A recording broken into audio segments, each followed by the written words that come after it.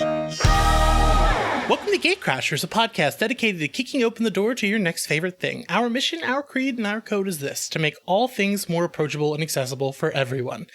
We want you to find a universe that you'll fall in love with. I know I got to speak to everyone before this, but I am beyond ecstatic to do this today. We're going to chat in today's topic. Someone who sped in and stole my heart, Jess Chambers, AKA Jess Quick, and Teen Justice. Jess was introduced in a story called To Stop the Star Conquerors in a holiday anthology from DC before introducing the rest of their team. And they came back on the Justice League in Future State. They are DC's first non-binary superhero, which gave many readers the first experience of seeing someone like them on the page, which matters so much more than anyone could know. Their team is on Earth 11, which they are the teen-adjacent crime fighters of, with members like Donald Troy and Clarion the Witch Girl, among many other characters unique to that world. I am joined by the writing team of Ivan Cohen and Danny Lohr, who are the writing the team's first book, Multiversity, Teen Justice. Hi, I'm Dan. My pronouns are he, him. Sorry, I got so excited I went through the whole thing. We like excitement here. We write superhero books. If we're not excited, what are we doing? And having an audience is even more exciting. When I'm sitting at the keyboard going, it's You're not just writing for yourself. Me deleting a text message to Ivan like that. Never mind. I never said that to he. No. I'm doing well. Hi, I'm Danny. Pronouns they, them. Not to be confused with Dan, who is hosting this. That won't get confusing at all. And hello, I'm Ivan. Pronouns he, him. So, I as you can see, I'm very excited for this, but I do have to stick to my hard-hitting journalism roots. Our first question usually throws people off because we don't play games at Gatecrashers. So, I hope you're ready. What's your favorite sandwich? Today? Probably a Cubano. But I tend to be pretty classic. I live and die by bodegas, so, egg and sausage toasted on a roll. This is a very hard question. I've thought about this. I did some homework. I listened. I have counter questions. What time of day? What am I doing? But currently, probably most frequent sandwich, which may not be the same as favorite, would be egg and turkey bacon on a bagel. Nice. We're going breakfast sandwiches today. There's a cart that I go to often after I drop my son off at school, and it is a magical and happy place.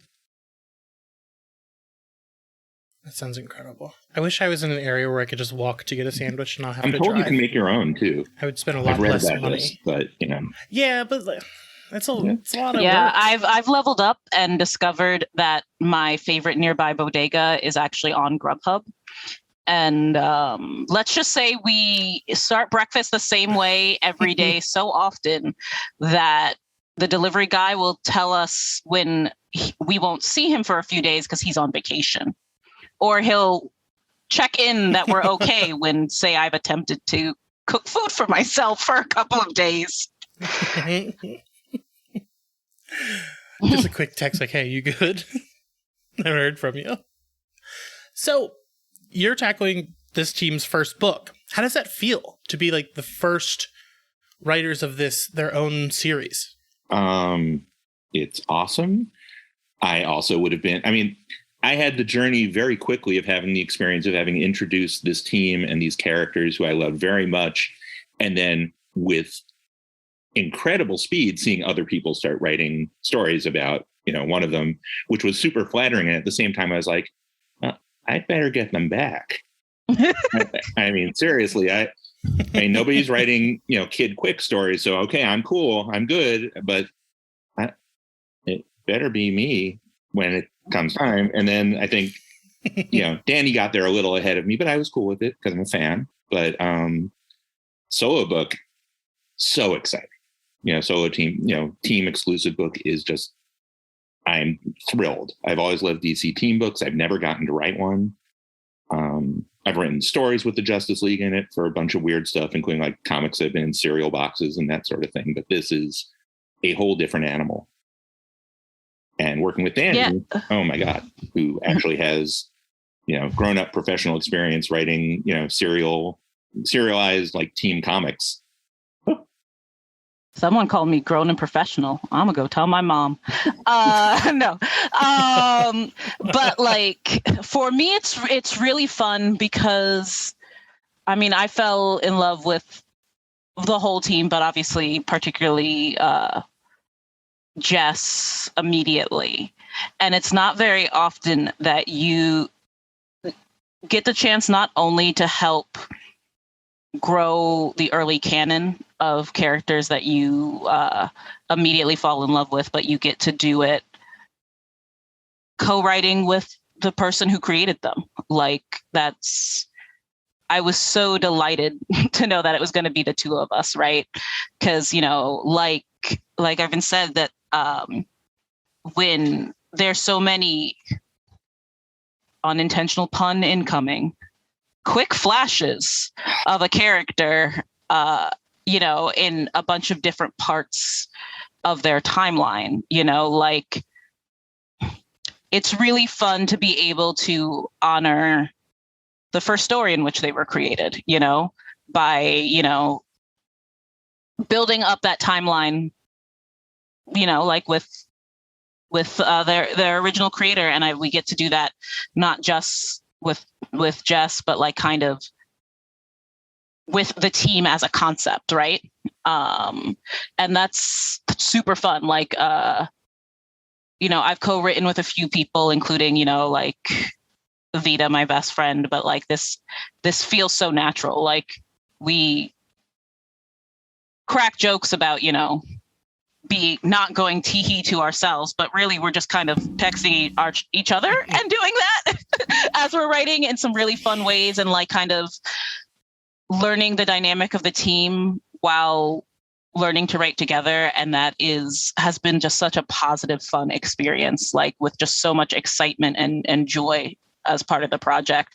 And when you think about like the pressure that can come from having a lot of eyes on a character like Jess or any of the other team, like there can be a lot of pressure, and it's nice that the joy kind of overtakes that in a lot of ways.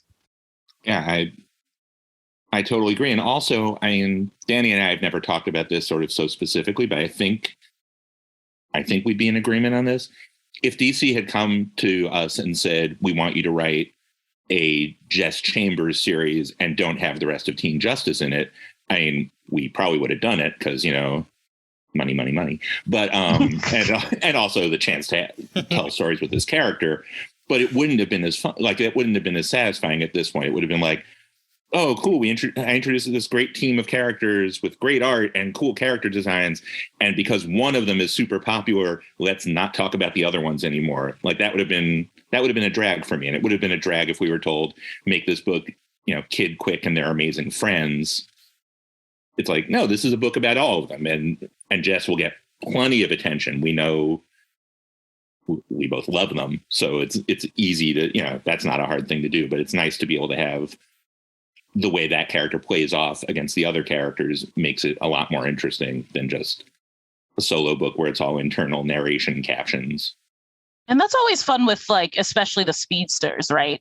That the speedsters have so much personality, like as kind of like an iconic piece of them, that having other superheroes surrounding them that get to have similar forces of personality, I think really brings a lot of the speedsters to life, right? In a lot of ways. Be it, kind of Clary, our goth sweetie, or, Robin's single-mindedness. We'll go with that. Getting, having these characters to play off of makes Spotlight shine brighter. I always feel that way, a monologue, like you're watching a stage play, a monologue is better within the context of the show,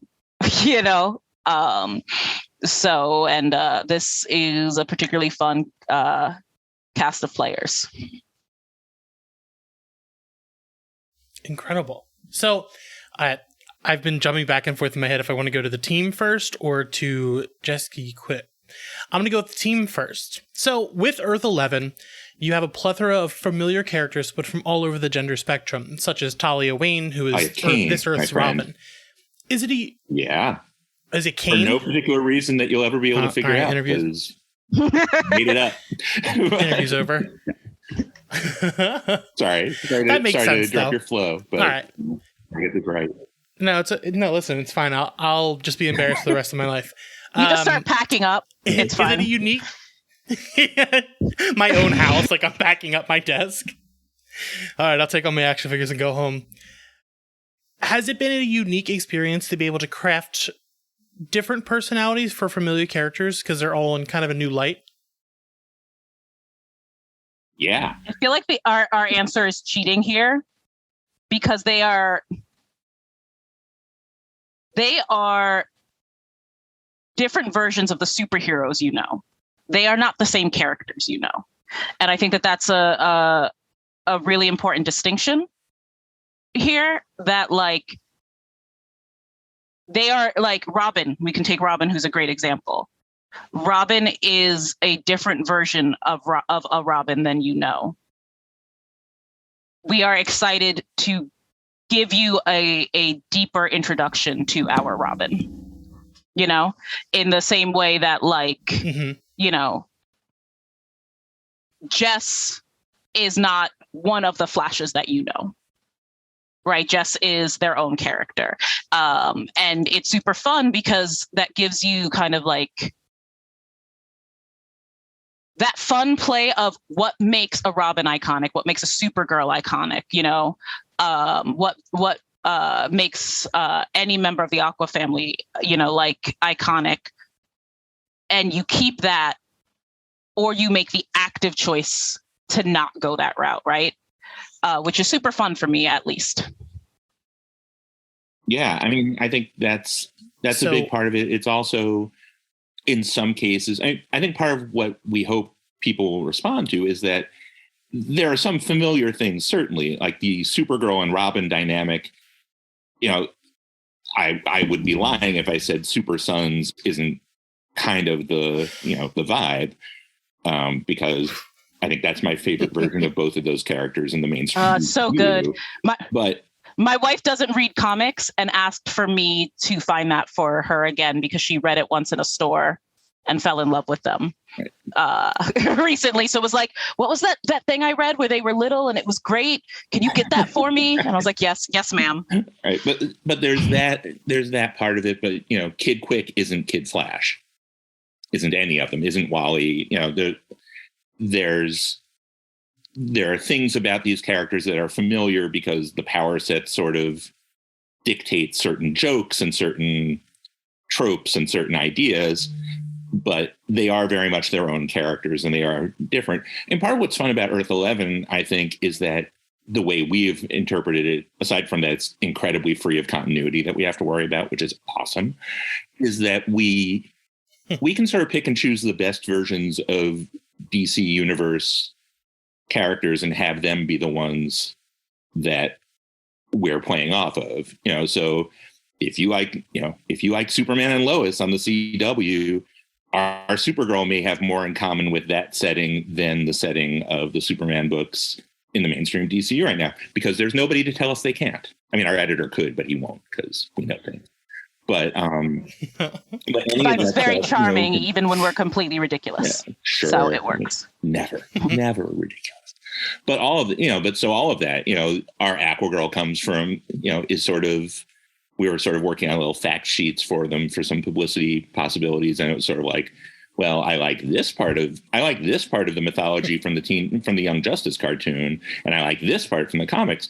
I can combine them because, again, nobody can say otherwise. Nothing has been established that we get to have as much fun as possible with these characters, which hopefully translates to the reader. I I've been sitting here in absolute joy because you beat me to my question about the Super Sons. Our show used to be called Super Sons, so I had to ask, obligatory. I had to ask you, so you beat me to it. So I'm so excited to see the universe you're building. Now, with this being a team book, what team dynamics are you most excited to explore? I have 4 of them, and I have to scream redacted on all of them.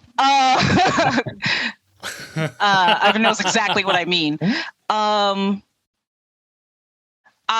In general, we are starting from a place where they are a team, but they are a young team, not just in age, but in dynamic.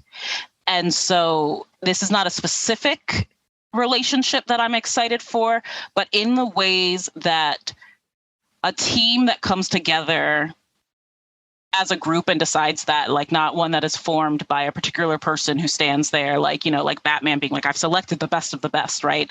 Like, have to figure out where they each belong on the team. They have to figure out how they're best suited to work together, that kind of thing. And that's really fun for me, you know, kind of figuring out,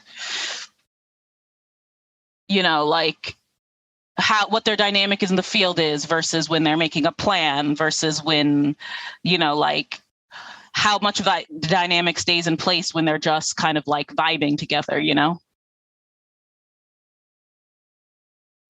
So I'm jumping ahead of my own script a little bit, but in your Jesse story, Clothes Makeup Gift, we got to see a more romantic side to superheroes. And I know Andy doesn't really line up with this timeline, to my dismay, but will we be seeing any like romantic storylines in Teen Justice Redacted. at all? I was for me. gonna, who's gonna spill it all? Danny, you're trapping us. I would just add. I mean, the answer is I don't know what I can say here. So I think there will be. I think it would be a missed opportunity to have a story about teenage or teenage adjacent superheroes and not have there be some interest as part of those stories. Like otherwise it's just, you know, it's just the Justice League, but less good at fighting crime, which is not, you know, but which means they got to be more good at doing drama, more good because I'm a writer. Goodly, much more goodly at it. Yeah, and back to the question you asked about the dynamics. I think the thing I keep coming back to, and it's definitely underlining what we're doing, whether or not it's ever overtly said in the stories, is all of these heroes want to be on a team, and I'm not sure any 2 of them have the same reason for wanting to be on a team. At a certain point, that will cause fractures and strains, because the reason, if you look at Damian as your model, even though Talia is not Damian, why Robin would want to be on a team of superheroes is probably a very different reason than why Aquagirl would want to be on a team of superheroes. And that they're on the same team isn't coincidence, but at some point, their different goals for what they want out of that experience will have consequences. Dire consequences. Not really, but I just wanted to say something cool and scary. Really get the listeners going. So I won't get into anything redacted with this, but were there any themes that you wanted to approach when you started this book? We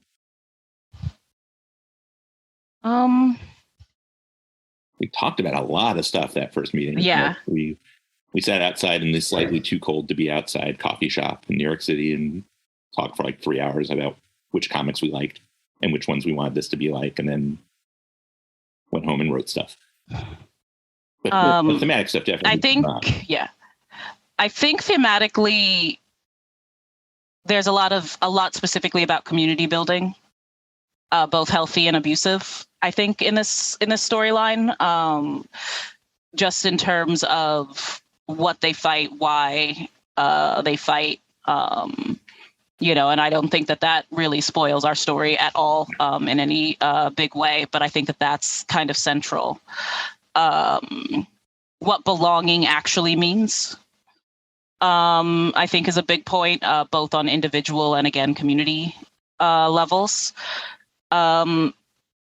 I think just as much as like big overt themes,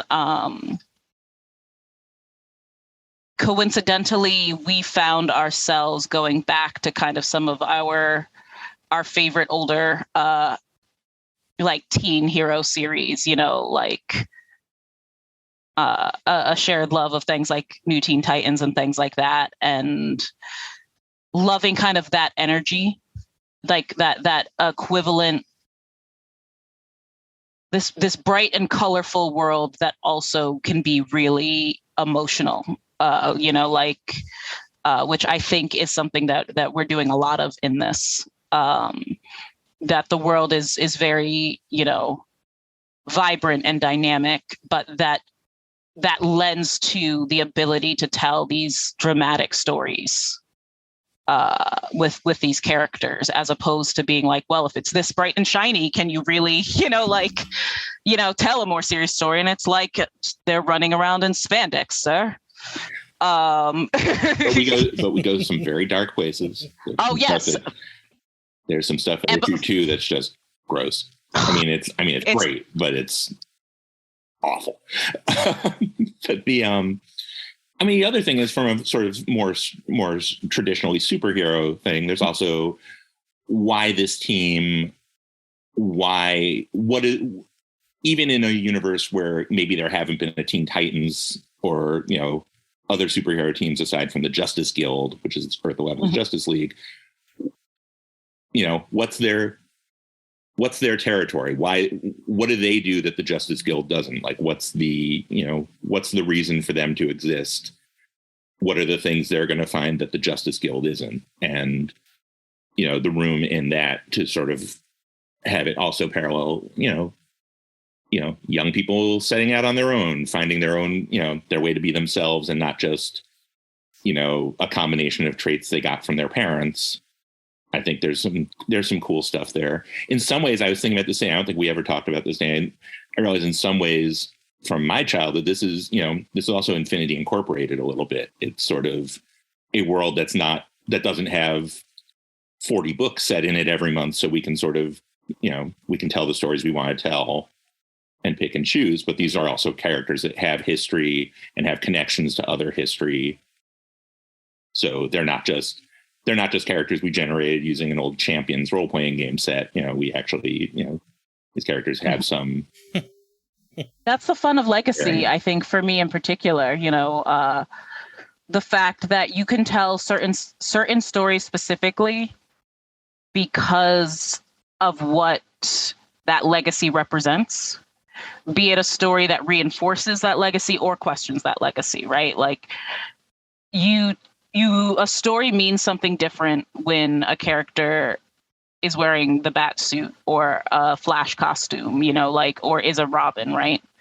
For example, I was watching Under the Red Hood the other day. If we ever had our Robin say something like, "This is the best day of my life," it means something different coming from a Robin because of the context of Jason Todd, right? Like, so that story, that scene in and of itself is a story you cannot tell unless that person is a Robin, right?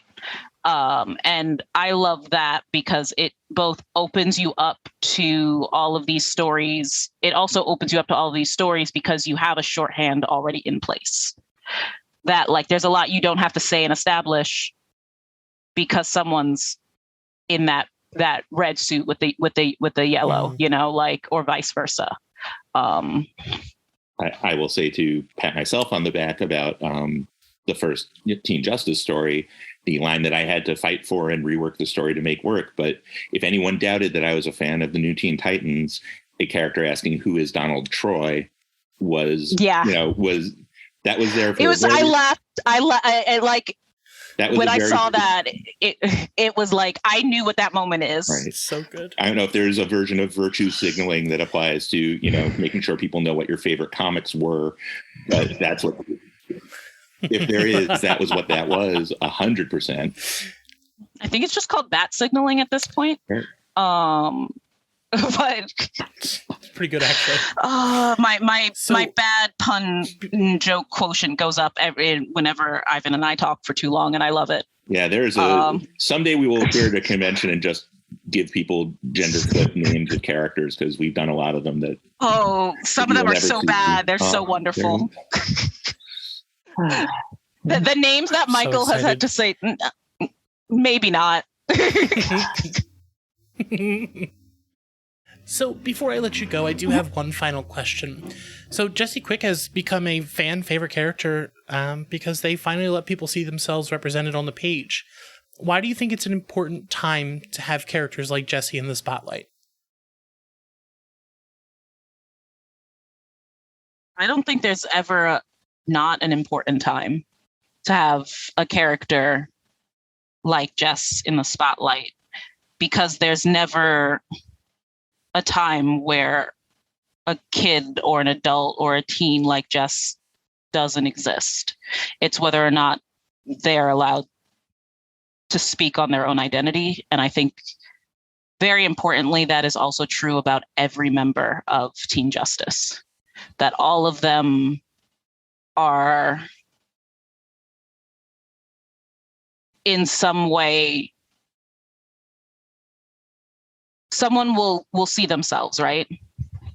And I think in particularly with younger like teen heroes, this is always important, because like that you're also seeing that hero go through like that self-discovery period at the same time that a lot of readers are figuring out their own identity, both because they're in the same age range, or because that's why a lot of adult readers are drawn to teen heroes, because they relate to that finding of that identity and claiming of it, you know, be it mutable or be them sure or they're sure of it, right? There's never a bad time to have Jess swagger in and just be like, I'm Jess Chambers. I am who I am.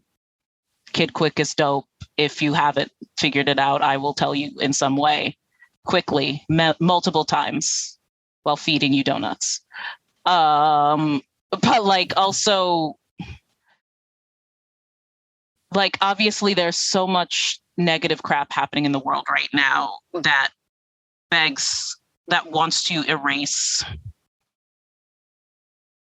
a lot of people and their identities. And Jess is a shining example of what happens when someone is able to kind of like go, screw you. I have the agency and power to stop you from erasing me, but also is surrounded by a team and a community that is incredibly queer and wonderful and supportive, because that's what this cast is.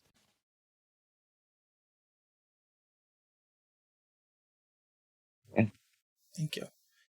So I was just agreeing. There's not a whole lot to add other than to say that I think part of the joy of this team is that the characters do have so much difference to them, and some of those differences have become better realized since, you know, Danny became part of this creative process. And part of it is having more pages to tell stories. It's, you know, issue number 2 of Teen Justice is exciting because I feel like it's the first issue where I didn't feel like we were introducing all the characters for the first time, for the fourth time. And we have the story. They got to be mid convos. They got to be mid action in a way that was really fun to put together. But the idea that while everything Danny said was 100% true, at the same time, there are no, at least so far, we're finishing up issue 3 right now of the miniseries, and we know what's going to happen. At the moment, there is so much cool stuff going on and cool, superhero action, adventure, teen angsty stuff going on. There are not a lot of pauses to talk about everyone's, identities and interests, but it's all there, and it's part of the fabric of it, which I think part of what's important as you get to this particular era of representation in fiction is that, I grew up in a time of in really the golden age of the very special episode. And there's nothing that is less a superhero comic than a very special issue where our superhero characters talk about talk about who they are rather than showing it in a visual and exciting way, because they are action adventure stories with humor and with great dialogue and fun. But it is nice to be able to tell these stories and have the representation there in a way that doesn't feel tokeny or, like you're checking off things on a list. It's like, oh, is this kind of representation included? Okay, then then we can publish. It's like, no, this is just who these characters are. They came together for specific reasons. They are staying together for different reasons, and they have adventures, and they're judgy of each other, but not in things that have to do with identity. Robin has a lot of contempt for a lot of people, but it has nothing. But that's just being Robin. Right, no one takes that personally. Right. Robin's contempt is that I'm smarter than everyone else. Why don't they recognize it and just do what I say? Why do I have to explain all these things? That's a very different kind of issue. But yeah, there's a bit. That's one of the things writing this book that is so nice, because as like a marginalized creator myself, there's a lot of times where you have to juggle 101 in a story versus getting to just tell stories about marginalized characters. And this is a story that jumps in from that first short that Ivan did with. There was never a point in which I was reading that, right? For example, where it felt like, okay, we are writing this for people who need queerness explained for them, who need marginalization explained to them, right? Like, this is written from the perspective of people who live in a universe where this is just their lives, be it as marginalized people and as allies, and there will always be space for stories that educate, that stories that take that first initial explanatory step. There is more and more space every day in the broader readership and marketplace and editorial for stories that don't have to do that, because they know that the audience reading it is there in such a way that doesn't need to explain it. And I think that that's really dope. And it's just another broadening of the stories that we have space to tell. And I am always for that. I cannot say I am more excited for any other book than this. The book hits stores on June 7th. It'll be Multiversity, Teen Justice. And if you want more Ivan, before that, please check out anything with his name attached for Scooby-Doo. Please do. It's so good. No one writes Scooby. No one writes Scooby like Ivan. And if you want more Danny, please, I beg you to check out Lunar Room. It is a werewolf story from Vault Comics, and it is untouchable. So, thank you both for coming. Flip the pages. Read it. Touch it gently. Sorry. Open Thank it. you for having me. Yeah. Thank you for being here. I'm so excited to see where this all goes. Yeah. I hope everyone loves it. I think that it is a book that new fans or fans who have been scared to jump into things can jump into easily. But as well, if you are a longstanding fan of comics, there is going to be a lot there for you that anchors these really fun characters in legacies that you hold dear. Well, you can find us at gatecrashers.fan and on all social media at gatecrasherspod. Thanks. We'll see you again soon. Hey.